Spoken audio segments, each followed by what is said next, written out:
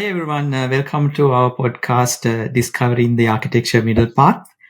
We took a small break because we were doing some deep work, and we thought of use the same topic to discuss today. And as usual, Sanjiva is joining me. Hi, nice to be back. Asanka, it's been a while, I guess.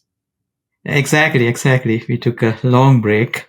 And then we thought this topic is going to be timely with everything is happening. But we are not going to generalize it. We are going to mainly focusing on how deep work affecting architects and then their work. And Sanjay, you have a really nice analogy of this. Probably we can start with that. Yeah, I think the first thing is, what is the job of an architect? So if you take the analogy of building a home for yourself, if you bring an architect on board to build a home for yourself, their job is, first of all, understand where you're trying to build the home, understand the structural limitations, legal limitations, all this stuff. They need to be fully on top of that, right? Second, they need to understand what kind of home do you want, what is the experience you want to deliver, what is the capacity you want to have, or what are the ways in which you want to, who are the users. For example, I have 6 dogs. So I'm actually in the process of designing a home. I'm trying to move to a different place, a small house just for myself and my 6 dogs. And I have spaces like, okay, dogs have a need to place to sun out. So I need to design that space. So in my requirements, I wrote down all the different experiences I have at home. And I said, okay, I need to say where, when I'm reviewing a plan for the new house, I need to look at it and say, where am I going to do those things? Because these are things I do, right? I got to wash clothes, you got to dry clothes, you need to eat, you need to watch some TV, you need to work, you need to do this, all these different spaces, right? And an architect's job is not just to bring some pattern and lay it out in front of me. A great architect, not a good architect. Good architect will just say, well, here are 10, cookie cutter things. I'll just lay it out in front of you, right? A great architect knows how to deliver that experience by really being very, very deep about all the underlying stuff and giving me the tools to think about it with them and get it done correctly, right? Yeah. I think that's a really good analogy, and we can directly map it to the system side as well, because as you said, we need to look at every aspect before we are defining the architecture, because architects are sitting in between the business and the technology side. I think Gregor Hobbs, he has a nice definition for these architects and the architecture. Basically, he is telling the person who's riding the elevator, who connects the engine room and the penthouse. So I think that's what architects are doing. So that's where the deep work is really important, because all the decisions that we make as architects are affecting the systems that we build, and then how we are delivering it to the business and whoever who's using those systems. So then that's where all this deep work will get affected. I think the current problem is not only architects, everybody is distracted. And that's where some of this shallow work is coming. And we have seen architecture documents that doesn't give any valuable information either for the business or for the developers or PR architects to design the system. So I think that's where, as architects, we need to go back to the basics and then think how we are going to have a proper approach for this architecture work. And you brought a nice, a very important point about the kind of getting into the basics, as well as having a more kind of a 360 view of every aspect, and then look at it about the stability of that particular structure as well, right? Those things are things that we need to consider when we are building or designing these systems. Yeah, and I think the big challenge these days is, as you said, it's a distraction, and it's also the ease with which anybody can make some crappy little thing look decent or look pretty good, actually, because of GenAI. Right? Yeah. You can throw in a few ideas about something or the other, and GenAI will happily fill the gaps for you. And the problem is, look, if you are building a cookie cutter solution that everybody knows about, then that's fine. But then why do you need an architect, right? I don't need to rethink the problem. I need to think about it from first principles. I don't need to think about it in depth. I don't really need to understand the penthouse. A good architect can communicate with the penthouse and the engine room, right? So you write in that architecture elevator. That's a great analogy from Gregor. But you also have to be able to both communicate and understand and appreciate the needs and challenges and the threats and all of those things at every level. So with the problem with some of these tools that we have now is it's very easy to make it look like you get it and just throw something in. And then, of course, GenAI works by averaging everything. So you get the average. Yeah. And I think another point that you mentioned about these patterns, so that's another kind of getting architects into the blind side as well, just going and picking a pattern without the context, and then be religious with some of the stuff too much as well, without understanding the context. And just bring as an example, we have seen some of the systems, they are just telling, hey, we are doing event-driven architecture, everything has to be event-driven. And then sometimes even we see in the API space, people are just going with GraphQL and they think everything has to be a GraphQL based API. So that's another danger, I think, created with this, a danger. And then that is linked with this shallow work as well, to just pick something and then capitalize on top of that as well. Yeah, I think that's a great point, Asanka, because it's like, there was, when we got started, those days the statement was nobody got fired for buying IBM, right? Or buying SAP or, that kind of answer, right? Today it's kind of like, well, nobody's going to get fired for buying AWS or Azure or GCP or something like that. And similarly, this desire to go with the flow because, hey, GraphQL is hot right now, whatever the topic it is, right? Is very easy because then it's a CYA way of working, because, hey, that's what everybody else is doing, so I'm going to do the same thing. Whereas it's a lot harder to do deep work, understand what is the right thing I need for this problem, this situation. And for me, if you're an architect, if you don't have the capacity to do that, and if you don't have the desire to do that, you're not being an architect.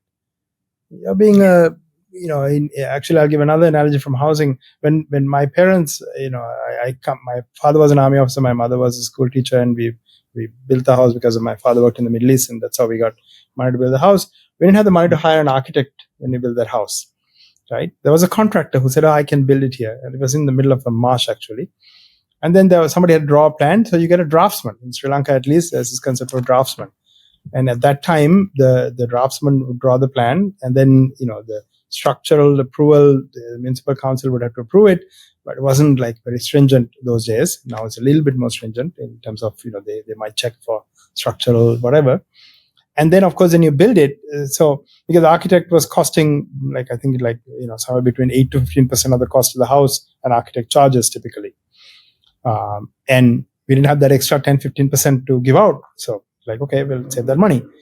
So somebody who knows just enough to be dangerous can make that structure. Actually, the house sank on one side of it later on. Still lasted 25 years. But that's not because the design was wrong. Interestingly, it was because the implementation took shortcuts because there was not enough money. So we cut off things that I don't really need to do this part, right? Again, that the depth of knowledge that you need in order to do these complex systems is critical. And just saying everybody else is doing this, so let me do the same thing, may be the right answer, may not be the right answer. That's where you have to bring your experience, your instinct, and your ability to understand the domain, the problem, the constraints, and deliver a solution. Exactly. Yeah, I think there's another link, right? The architects are more visual, and we use visual language to communicate. And we have experienced this, right? You, me, like if we get a a meeting with a whiteboard, the way we communicate is totally different, and the impact we are making is different as well. So I think that's where some of these deep work should start from a notebook or a blank whiteboard, and then get that plot from there and then build it.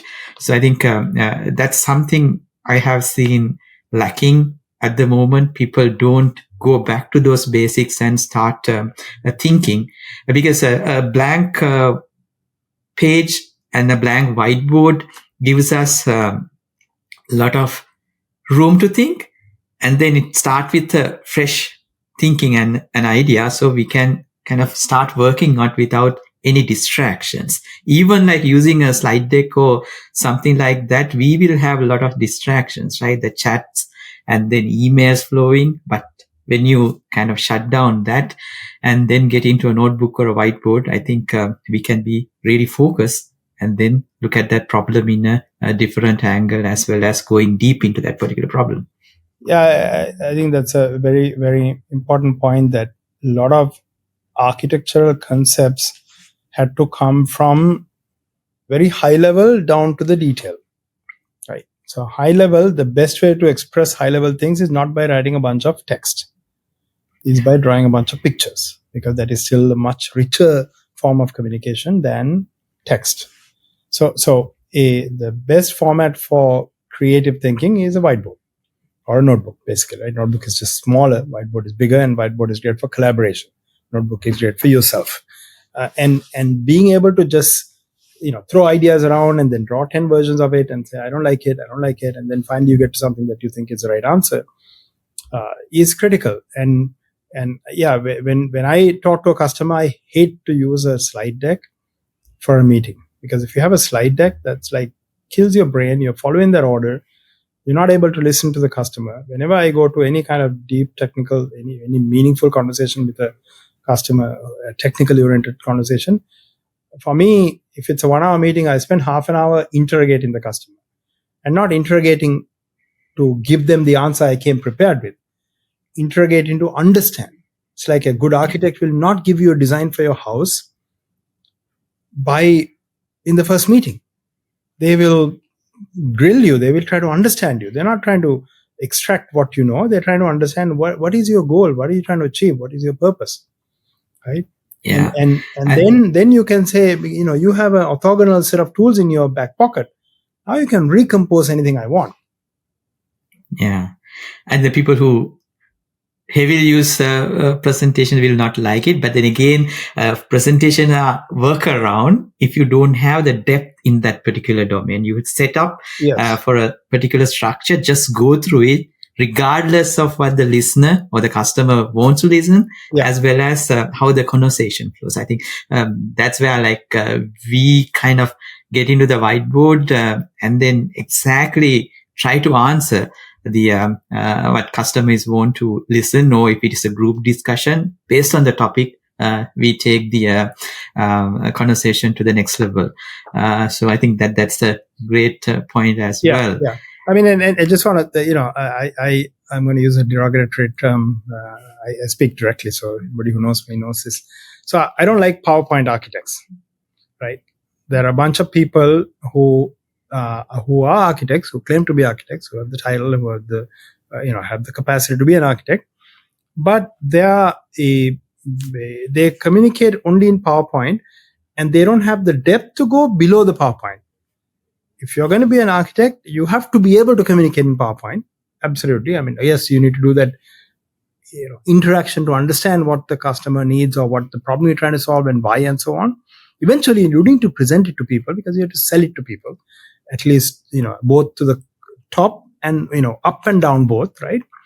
But when you're going down, if you don't understand the complexity of actually doing this stuff, then you are not a very good architect. Again, somebody who builds a complex physical environment knows the complexity intuitively of each of the steps they are proposing. If you're trying to build a bridge across, China is building amazing stuff, right? There's that bridge across some valley that opened recently, which is running at 2,000 feet above ground or something at some level. The people who architected that system have an incredible understanding of the complexity of actually engineering it. Otherwise, you can't architect the solution. So PowerPoint architecture is fine, but you got to know what is the pain of engineering the solution you're creating. Yeah. So I think the next thing is about how you do deep work comes, right? Because as we started, people are really distracted, and then you have easy access to all these AI tools. So I think there are a bunch of stuff like as best practices. One thing is about this multitasking. So I think in certain time of the day, we have to do multitasking. We have to answer the chats. We have to reply emails. But then again, we need to find time to do deep work, like block the calendars, and then have that particular time for us to think. So I think that is something that missing that I have seen a lot with architects. And I think then there's another thing about we have to learn to say no for certain things as well, because if we say yes for everything, then we will not have time to do this kind of work.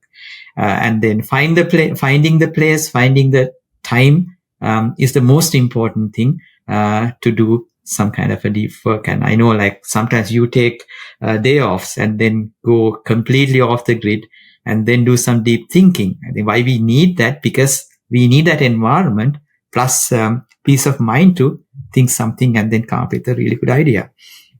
Yeah, I think the information overload world we live in is very non-conducive to deep work. Because, if you wear a smartwatch, you have a ping on that, phone pings, computer pings, and, some catastrophic natural disaster happened somewhere. Does the world really get affected if you find out about it tomorrow? Right? I mean, I have told this story multiple times. When I first went to the US in 1985, my grandmother there were no phone calls, right? Phone calls were expensive. You couldn't dial internationally from Sri Lanka. From the US, it was like $3-4 a minute to call Sri Lanka. So I never called. It was always a letter. My grandmother passed away 3 months after I left, and I found out 2 weeks later. Right? Now, today, of course, you will instantly call them. You'll do a video call. You'll do all kinds of stuff.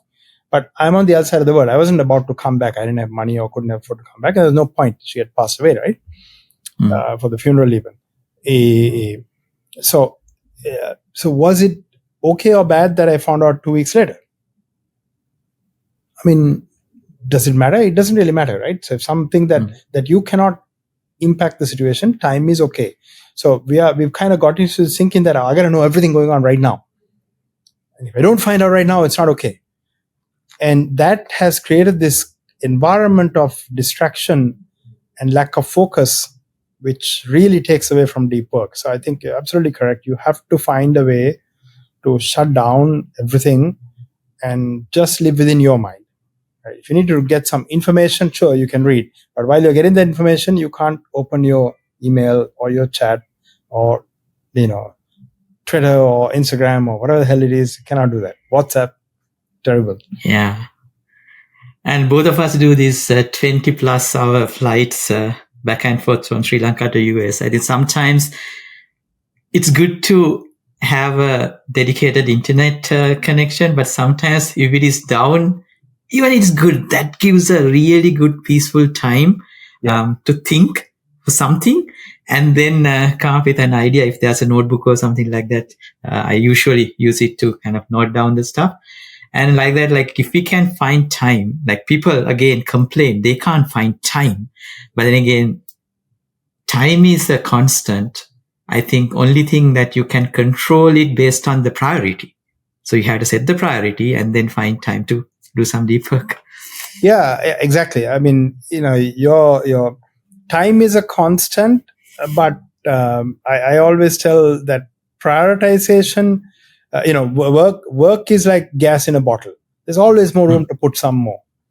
Yeah. So it's a question of, but you can put it, but it just gets diluted with everything else. So if you want to get something done, you need to push something else off because the only thing that you cannot recover is, as you said, time. The 1 hour we spend getting prepared and doing this call, that hour will never come back. At least in our current understanding how the universe works, right? We don't know really for sure, but at least our current understanding, it's never going to come back. So it's gone. So that time, the commitment you make to saying, okay, I'm going to do something for my brain, for my customer's brain, my product's brain, whatever, for impact, right? I have to find a way to shut off the connection. And I think this connects right to AI, because the problem with GenAI is that you can say, well, I've got somebody send me some document where somebody put a lot of thought into why and how and so on. I can't be bothered reading it. I'm just giving it to GenAI and it tells me summarize. And it happily summarizes. But then I've lost the subtlety. It's like if I read a novel, if you read a brilliant novel and go and watch the movie, never does it capture even 1% of what's in that novel, right? Still, we enjoy the movie, it's fine, but it's not the same as reading the novel. So GenAI has destroyed to some extent the value of beautiful writing when people don't bother. Smart people understand beautiful writing is still a lot richer than the summary I can generate. Yeah, I think that's great. And I think another thing that we need to look at how we can create environment for people to do deep thinking as well, right? These recurring meetings and then long meetings that doesn't provide any value. Those are the things that taking time from people. So I think that's another area that we have to look at who's kind of leading these teams.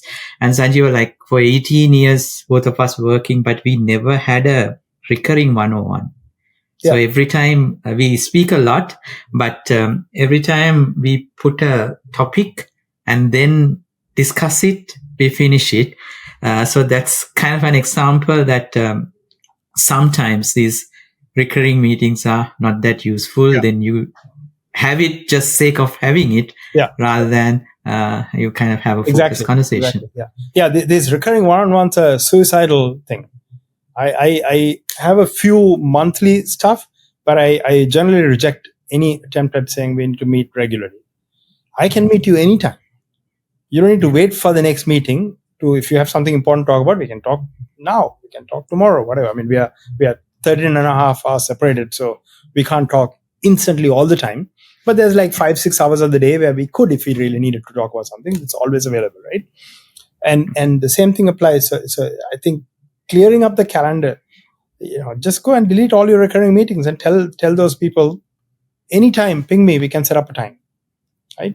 That's a lot and better. one actually so one person asked about this thing, how I can avoid this stuff. Then the advice I gave were weekly meetings. First push it to kind of bi-weekly kind of a thing, and then bi-weekly stuff push it to monthly, and then see the impact and kind of continue it in a way. And if there's no result from this stuff, then you can cancel them. So step by step, you can kind of get in there as well. I just want to go back to that topic you're talking about processing information and use of AI. Andre Karpathy had tweeted out a couple of days ago some really interesting point about how he uses AI to read. And his thing, I think if I remember it right, what he said was he first does a manual pass, then he will get AI to do a pass with him, and then maybe he will do some Q&A with the AI. So to have a better understanding, right? So important statement there is first pass is manual. First pass is not get this thing to read it for me, because you are going to lose that, and that essence that a human being can pick up from something you wrote or something you said on a video or something you said in a audio clip or whatever, versus what the algorithmic pickup is not the same. Maybe one day when we get to full real super intelligence or general intelligence, we will get there, but we're not there. So right now, keep your head, read it and process it, and then use the tools. Nothing wrong with that. Yeah, Sanjiva, I think it's an interesting conversation. We can go for another hour about this topic, but we are going to kind of conclude this conversation, and we will come up with another interesting topic in our next episode. Do you want to add anything at the end? No. I think again, even for our episodes, we have to do deep work, right? You and I were discussing it earlier. Yeah. That our job, the reason we are doing this is not because we want to get people to watch it once a month or once a week or once a year or whatever, right? Is because we want to, we've been around for a long time. We're getting older. We have some insights that we believe we can give to people who are less experienced, and we don't want to waste anybody's half an hour. I don't mind wasting my time. I waste way too much time doing stupid stuff that I shouldn't be doing, but that's my problem. I don't like to waste anybody's time. That's why I try very, very hard not to be late for a meeting, because then I'm wasting somebody's time. And so I think the same thing applies for us, right? That is what we are going to, we're going to work through, make sure we do something that we believe, at least it's not going to waste your time for having watched it.